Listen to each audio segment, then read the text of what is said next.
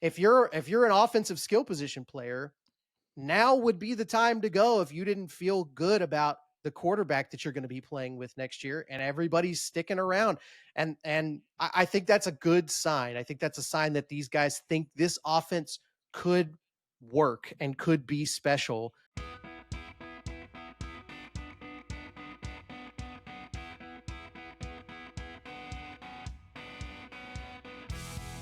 Hey, welcome to Beat Everyone. I'm Ben Flanagan with AL.com. So we just sat through 7 rounds of another NFL draft, and we saw 7 more Alabama players selected, including a couple in the first round. And Jalen Milroe went to the Seahawks in the 3rd round, and we obviously have some thoughts. We'll get to those in just a little bit. The spring transfer portal has closed, and it was very good news for Alabama. We're going to debate which legendary running back we would give the ball on 4th and 1. And I'll share my picks for Kalen DeBoer's 5 best moments as the Alabama coach so far. But Matt, let's stick to the draft first. Joining me to look back on one of the more memorable drafts in recent memory is the guy who sat in this chair last episode, Beat Everyone producer Matt Scalisi. How's it going, Matt?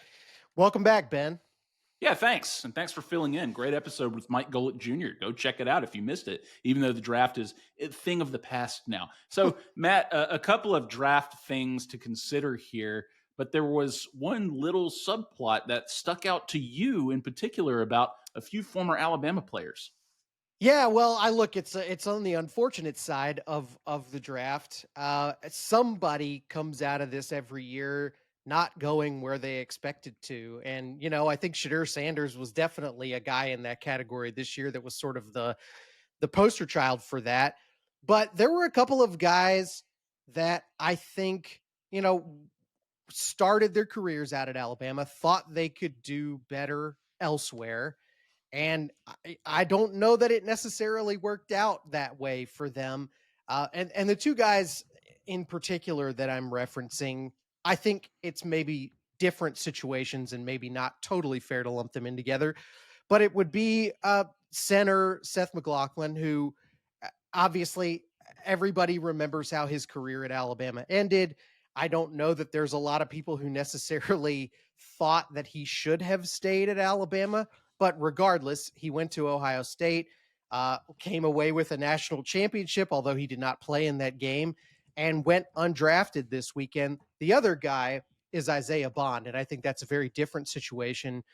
Bond, for all intents and purposes, I think there's no question he would have continued to play a huge role in the offense at Alabama under Kalen DeBoer. I think he would have gotten a lot of touches on the ball in 2024. I think kind of a classic example of what we're talking about these days, where guys go to another school for the money. He chased a check to Austin. And look, I mean, was it a good opportunity probably to go play for Steve Sarkisian? Sure, I understand that. That's very understandable. But, you're coming in, you've got the same quarterback that you sort of made a legendary play with. You got so many of your teammates returning to that offense. You could be a part of something and a part of transitioning this program to a new era. And he chose not to. And it really did not work out for Isaiah Bond in any way. Season didn't go as planned for him at Texas. He's had some off the field issues, and then he ends up going undrafted. I think these guys kind of end up being a classic case of when the freedoms that NIL affords to players don't necessarily end up benefiting the player themselves.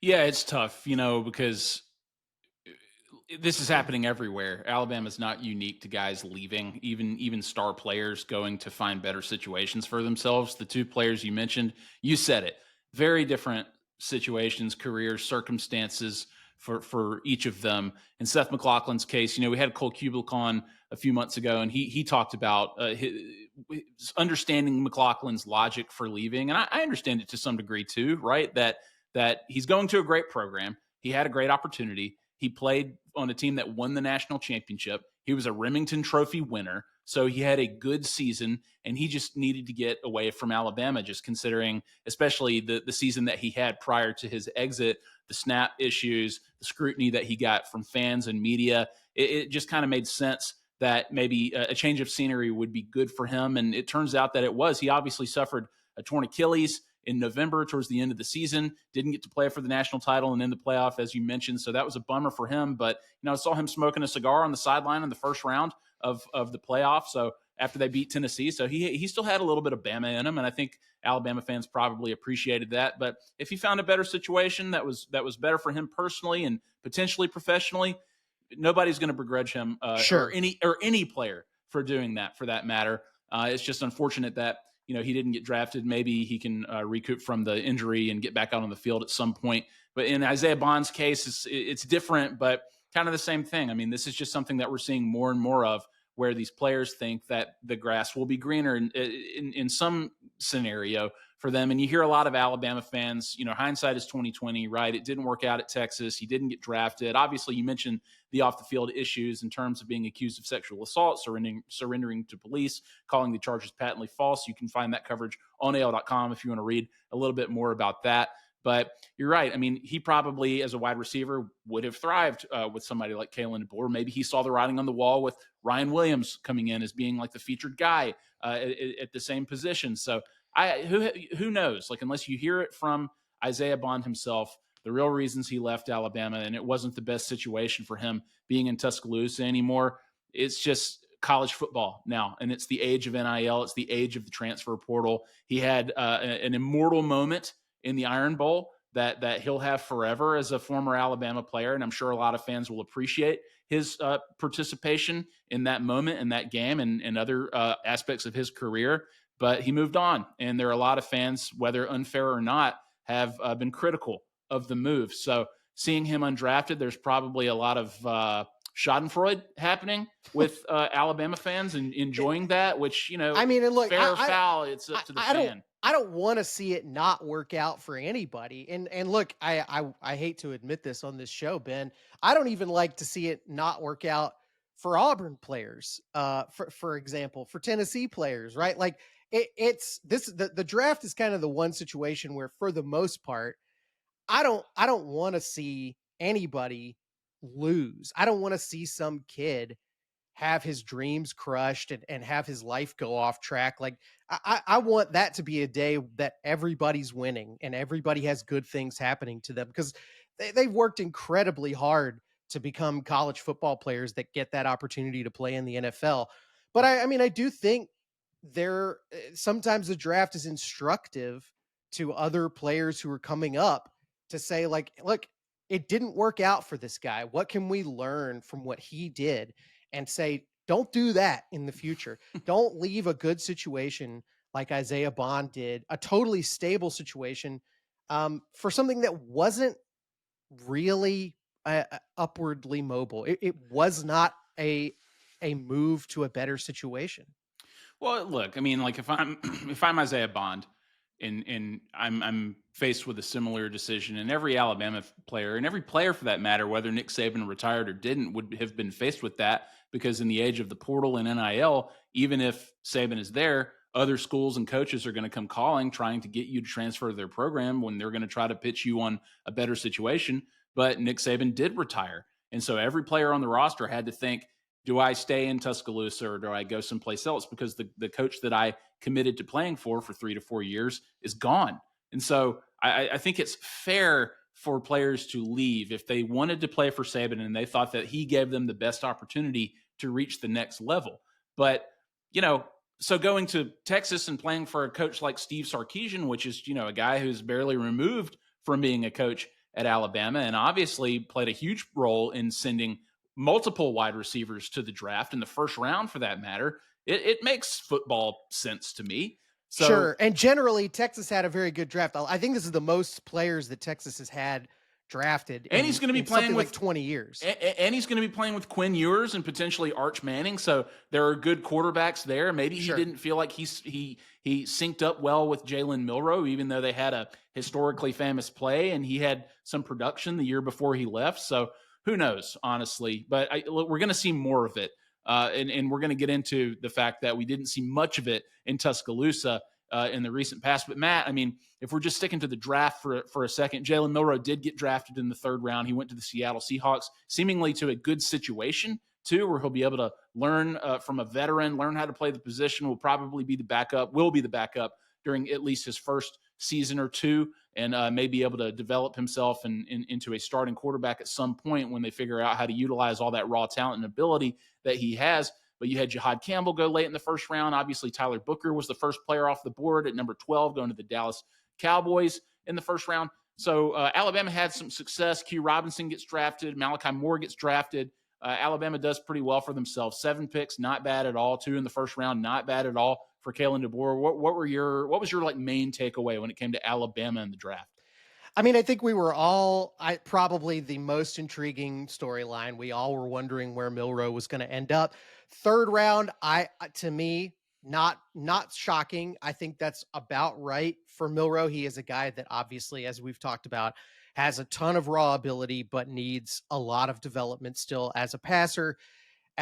He needs to certainly hone a lot of his skills, but also, I mean, it's going to be an adjustment to get used to the speed of the NFL, to get used to the playbooks, the complexity of the defenses he's going to be going against.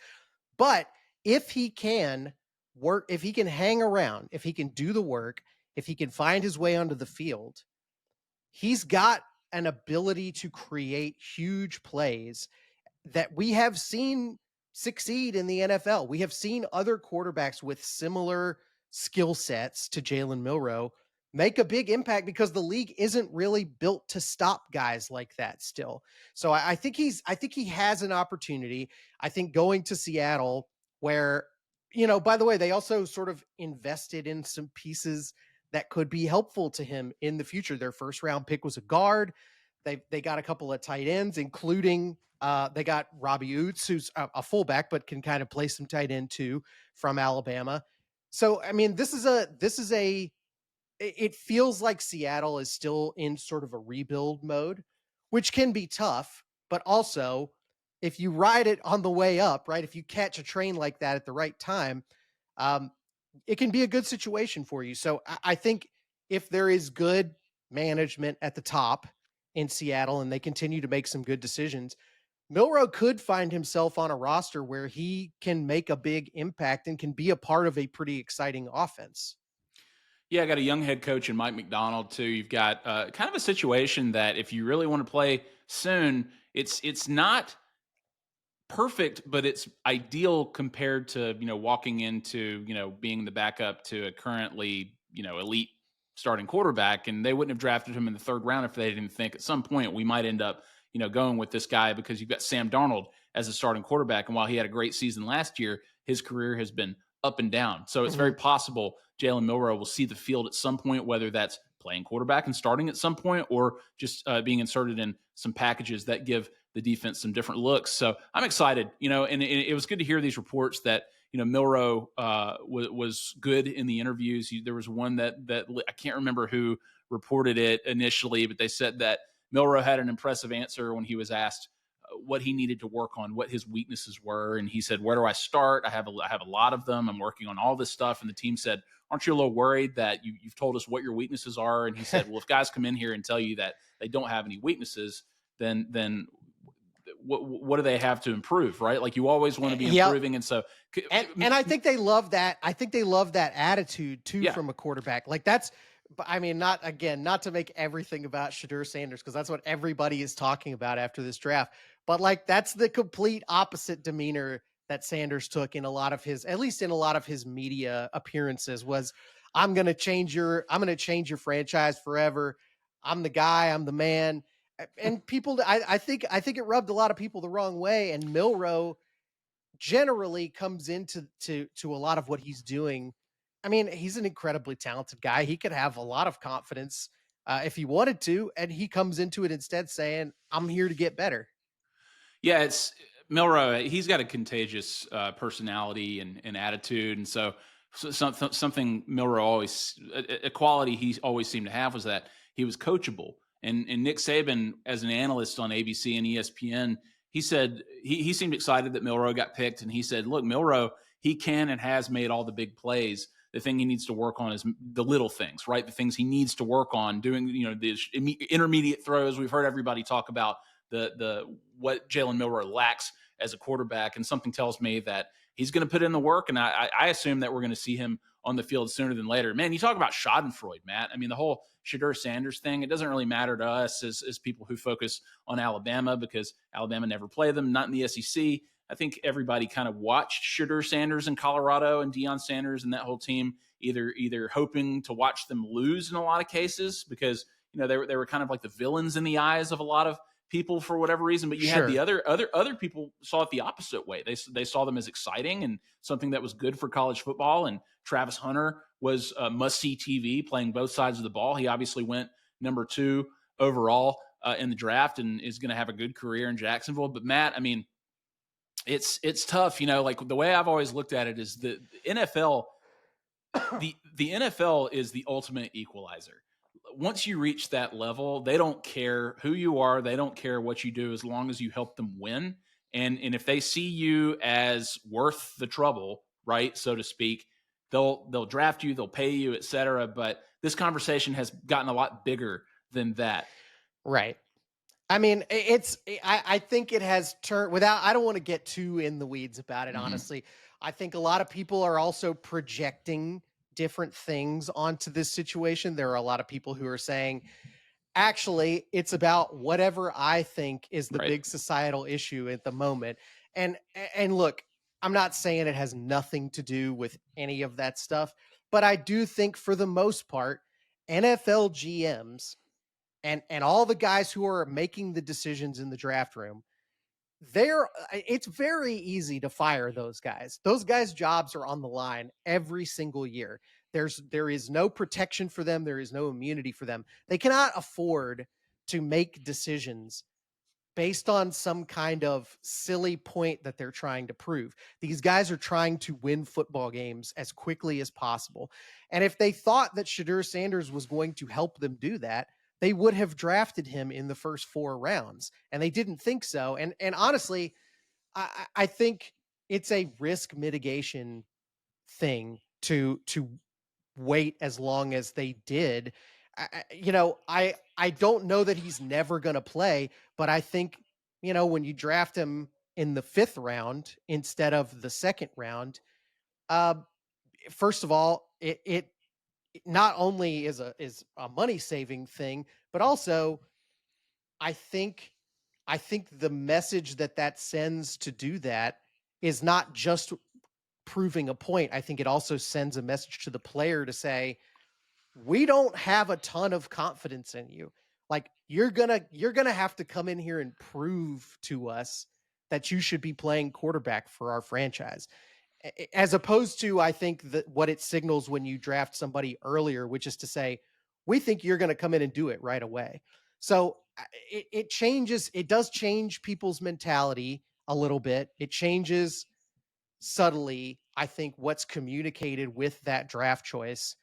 Um, but I do think ultimately a lot of the points being made about larger issues at play, I just don't think that's the case. I think these guys want to win football games, and they want to pick the guys that help them do it. Yeah, for sure. The Alabama players that were drafted. So if we go in order, I think it was Tyler Booker, Jahad Campbell, Jalen Milroe, Q Robinson, Robbie Oots, Malachi Moore, and Tim Smith. I think rounds that That's out right. for the 7 players. So congrats to those guys. It's great And news. We'll and be I watching. I do want to throw a quick mention. We kind of glossed over it, but Jihad Campbell, I mean, that's winning the lottery. If you're a first round draft pick, it doesn't get any better than the Super Bowl champs trade up to get you before the end of the first round. So not only are you a first round pick, you're going to the best team in the NFL, a team that's already really loaded with great defensive talent, that already has a bunch of your former teammates on it, and guys that you've played against a bunch, a lot, famously a lot of Georgia players on that Eagles roster too. I mean, you couldn't ask for a better situation than what Jihad Campbell ended up with. So happy for him. Yeah, and a vote of confidence too that they would trade up to get him to the Super Bowl winning team saying, "Hey, we want you." So that's pretty cool. And he was a great player. I hated to see him leave early, but this is why he left early to get drafted in the first round. Yeah, So good call. quickly, Matt, some really good news for Alabama this week. As our friend and AL.com colleague Nick Kelly reports, not a single scholarship player from Alabama entered the transfer portal in the 10-day period this spring. As he writes, no other school in the SEC can say that. So Nick wrote a really good piece about what this really means for Alabama moving forward, like what it says about Kalen DeBoer, Alabama's standing with NIL and athlete compensation. Matt, what's your read on this? Why is this such good news for DeBoer in Alabama? I think it says a couple of things about where the program is right now. I think, for one, obviously, the big part of the transfer game is money now. And I think it suggests that Alabama probably is doing a good job of managing that aspect, the financial aspect of keeping players around and preventing them from looking elsewhere and fielding offers from other programs. That's a good sign. We know that early on it Alabama maybe wasn't as on top of their NIL game as some of the other teams in college football. Maybe this suggests that they have figured some things out. They have gotten a little more organized now. But the other part of this is, I mean, I think it's very fair to read this as a vote of confidence in the coaching staff. I mean, Kalen DeBoer obviously has the season that he has, and didn't make a ton of changes, but the one that he did may have made a huge impact. Bringing in Ryan Grubb seems to have reinvigorated confidence in the offense. I think that, on the other side of things, Kane Womack ended the season with a defense that was playing much better than it was earlier in the season. So there's a lot of reason to believe that there is confidence in the coaching staff among the players at Alabama right now. I think it also might suggest that it's suggesting some confidence in Ty Simpson, who has kind of been proclaimed the leader in the clubhouse for the starting quarterback job right now. If you're an offensive skill position player, now would be the time to go if you didn't feel good about the quarterback that you're going to be playing with next year, and everybody's sticking around. And I think that's a good sign. I think that's a sign that these guys think this offense could work and could be special going into 2025. Yeah, I mentioned Nick Kelly, who's often on this show talking about his reporting covering Alabama's football team, along with Matt Stahl. But Nick's piece, I'll just quote directly from it since he's not here. He said, "This is DeBoer and Company's investment and relationships paying off." Right? He says, "Quote: It's players buying what he's selling. It's one thing for players to say nice things about DeBoer during interviews, but their actions speak much louder than words. Listen to this roster's action of staying put." End quote. So you're right. I mean, I think it also speaks volumes about them feeling good about the quarterback situation, them feeling good about the compensation situation, and maybe Alabama has figured something out there after all of the public outcry for the need of help, in need of help over the past several months. But this is a good thing for Alabama. We'll talk a little bit more about this later. But if you're an Alabama fan, I mean, this is a shot in the arm that I think a lot of people probably needed going into year two of Kalen DeBoer. So, okay, Matt, let's take a short break. We'll be back with who we want running the ball on 4th and short from Alabama running back history, plus our top 5 Kalen DeBoer moments at Alabama. Stick around.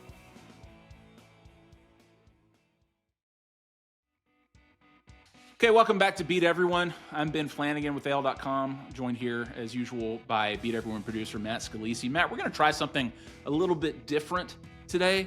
We're going to come up with a few scenarios where we want to reach back into the past and talk about some of the players that we love. And we're going to come up with various scenarios where we can only pick one guy if we're put into this type of like situational football, as you hear a lot of people use that phrase when they're talking about Alabama football or whatever. So this week, we want to talk about the guy that we want from Alabama's running back history, their litany of legendary running backs that they've had throughout the years. Which guy, if we're presented with a 4th and 1 or 4th and short, a short yardage scenario where they need to pick up the yard, which running back do you want to give the ball, Matt? And, a lot of people are probably going to say the offensive line is just as important as the running back. Of course. And that's fine. Okay, say you've got the worst offensive line. Say you've got the best offensive line. I'm more interested in the running back right now. So, Matt, I'll give you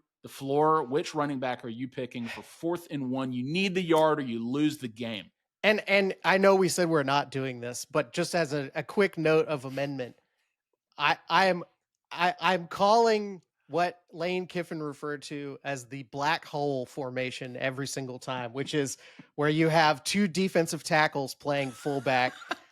I can remember in 2017 they utilized this a good bit where they had Deron Payne and I believe Jonathan Allen at the other spot as 2 fullbacks. Just devastating stuff. But yeah, I mean, look, there's a lot of good options here.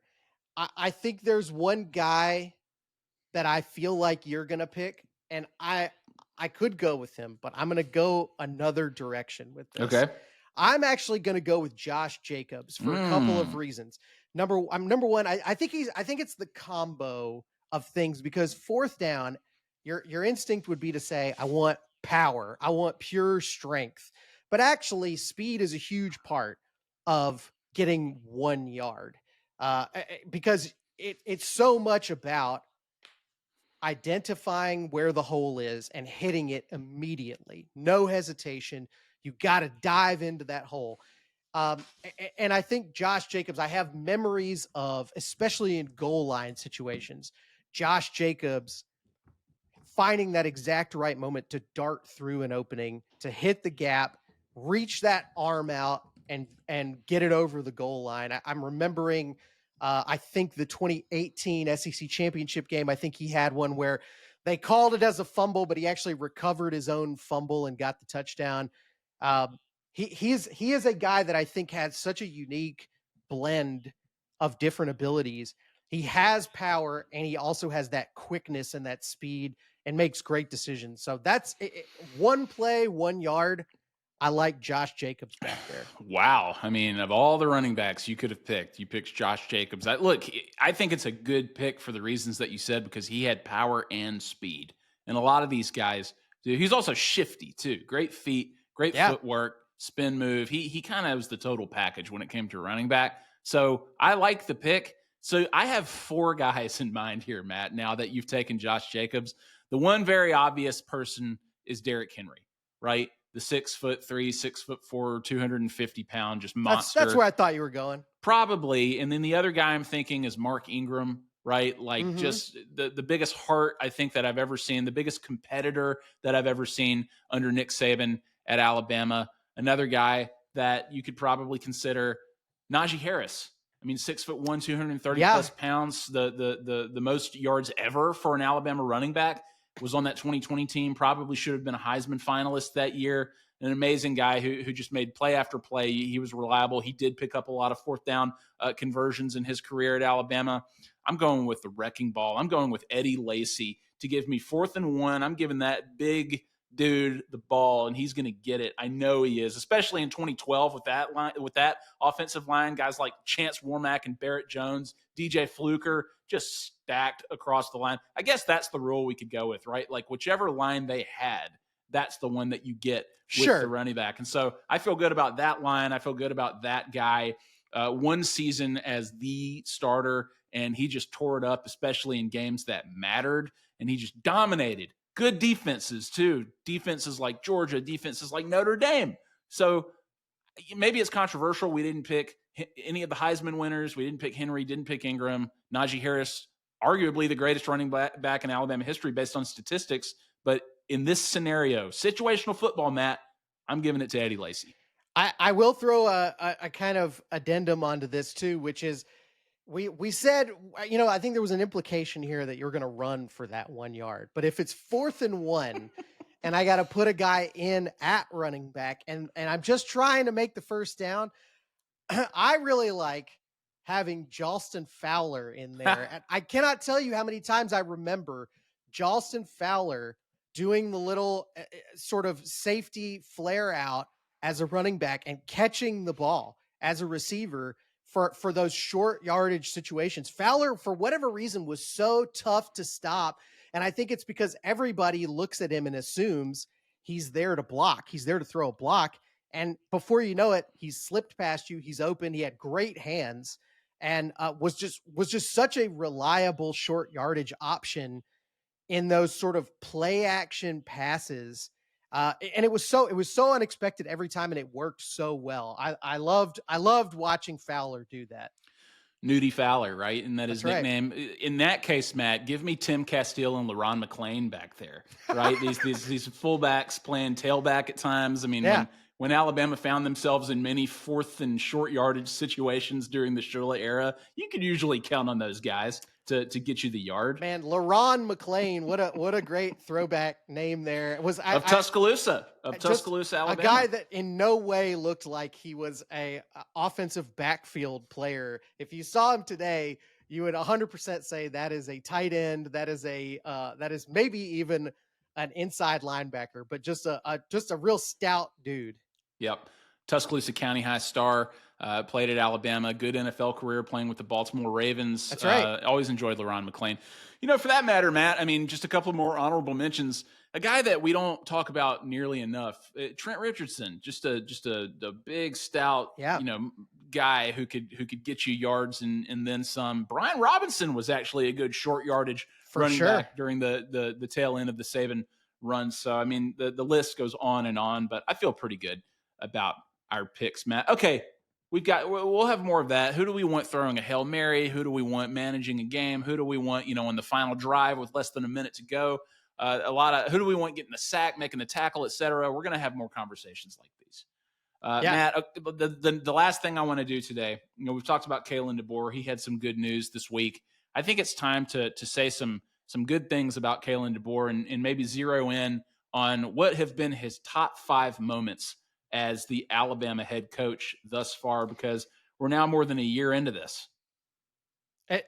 Look, 5. It honestly, it's happened so fast. It almost feels like there haven't been 5 moments yet. Yeah, I think there have been though, and they've happened during the offseason and they've happened during the season. So I'll run through these real quick, okay, Matt, right. and then give me your feedback when I'm done. Okay. These are the top 5 moments from Kalen DeBoer as the Alabama head coach. Number 1, re-signing Ryan Williams, the wide receiving prodigy, just 17 years old at the time, in case y'all forgot, right? He decommitted from Alabama when Nick Saban retired, and shortly after Kalen DeBoer took the job, he hit the recruiting trail. Williams was number 1 on the board, and he got him to recommit and sign with Alabama, and obviously he goes on to have a huge freshman season in Tuscaloosa. Number 2, the Georgia win in 2024. A lot of people mark this as a loss. Before the 2024 season even started, before Nick Saban even retired, people thought Kirby Smart and the Bulldogs are going to come get their revenge in Bryant-Denny Stadium after that SEC championship loss. DeBoer takes the job, and this is the first chance that he has to really prove himself as the heir apparent, make a statement that he's the new guy, establish Alabama as a playoff contender, and they pull it off in dramatic fashion. Amazing first quarter behind Jalen Milroe's best moments of the year, and true freshmen Ryan Williams and Xavier Brown make spectacular plays to seal it. Number 3, winning his first Iron Bowl. Not even Nick Saban won his first Iron Bowl, Matt. Not even Mike Dubose or Dennis Franchione managed to pull that one off, Matt. Pretty big. To be serious here, DeBoer became the first Alabama head coach since Gene Stallings to accomplish the feat. You lose to Vandy, you lose to a bad Oklahoma team, but in Tuscaloosa, if you beat Auburn, you buy yourself some time, you find a lot of forgiveness. Number 4, losing 0 players to the spring transfer portal window. We just talked about it. This goes to show that DeBoer has developed a culture in Tuscaloosa. On the surface, the players seem to want to be here and want to play for him. That's huge for a guy like him in his second season, replacing a legend like Nick Saban. When you're building a program your way after the season that he had, after the rocky season he had anyway, you're following the best to ever do it. This is the kind of start that you want. Number 5, Matt, wearing a collared shirt at A-Day. He finally did it, Matt. I'm just kidding. We don't talk about coach fashion on this show, do we? The real 5th reason, Matt, DeBoer just had 7 guys drafted. 2 of them went in the first round. And after all the ups and downs, all the scrutiny, Jalen Milroe is drafted to a good situation in the third round. Let's see if DeBoer can keep this momentum, right? Because as a recruiting tool, that was obviously, or arguably, I should say, the most important thing to Nick Saban, and we see where that got him as a coach. So a lot of that can be credited to Saban. A lot of those were his players, obviously, but they stuck around with DeBoer, had good seasons, and now they're NFL players. And the last three quarterbacks that Kalen DeBoer has coached were all drafted in the NFL. So, I mean, yes, it's fair to say that a lot of the success of this current draft class is attributable to Saban, but it's not like Kalen DeBoer doesn't have a history before that. He is developing, I think, a good reputation as a quarterback developer and guru. That's going to be very valuable down the line. You know, I think Saban was able to put together this incredible string of getting first round NFL quarterbacks to come to Alabama because he had a huge collection of talent around them, right? So you come to Alabama, you're going to be thrown to the best wide receivers. You're going to have the best line blocking for you. You're going to have incredible defense to help you out and put you in good situations. I think DeBoer is going to have to take a little bit of a different approach to it. I think he's going to have to say, look, you're going to get better if you play for me. I'm going to develop you. I'm going to get you ready for the NFL. And so that, it's going to attract a slightly different kind of quarterback, but I think it could absolutely attract the right kind of guy. What do you think of my top five there, Matt? Did I leave anything off? Am I wrong about anything? I mean, no, look, it's, we're having a little bit of fun with it here, but here's a thing that I've been thinking about, Ben. And people, whatever, if you're going to roll your eyes at it, probably whatever. I really do think that things right now don't feel that different than they did the summer after Saban's first season, right? Like that was a worse season on paper than this past season was. They went 7-6 with a win in the Independence Bowl, okay? And it was I believe they had no players drafted in that draft. They were coming off of a spectacular recruiting class, which, I mean, this class that Alabama just signed was very good. But a lot of people were in a sort of a wait and see mode. And I think that becomes a crucial moment where you want everybody who's not on board with what we're doing here, y'all head out. They're gone now. They're not part of what we're doing. So everybody that's here should be all in on what we're doing and should be a believer. And, that doesn't necessarily mean that they're going to have the same season they had in 2008. But I do think there is a lot of confidence now going into this season. And I think a lot less uncertainty than there was going into last season. And I think that reminds me a little bit of that 2008 summer heading into that season, where people I think felt good about Nick Saban, obviously, but they weren't sure that everything was going in the right direction fast enough. So, I mean, look, for what it's worth, that's how it feels to me right now. We could feel very differently in a few months. I saw somebody put it this way on Twitter very succinctly. It's his team now, right? Like it's DeBoer's team now, and let's go. And Alabama has momentum now. And after a strong draft and after a strong recruiting class, and now after nobody transferred during this window, when a lot of people did transfer, even throughout the SEC, this is great news, and Alabama appears to be in a good situation. So very exciting stuff. And Matt, appreciate you doing this. A lot to cover, but I think we did it. We did it really well. I'll give ourselves a good draft grade.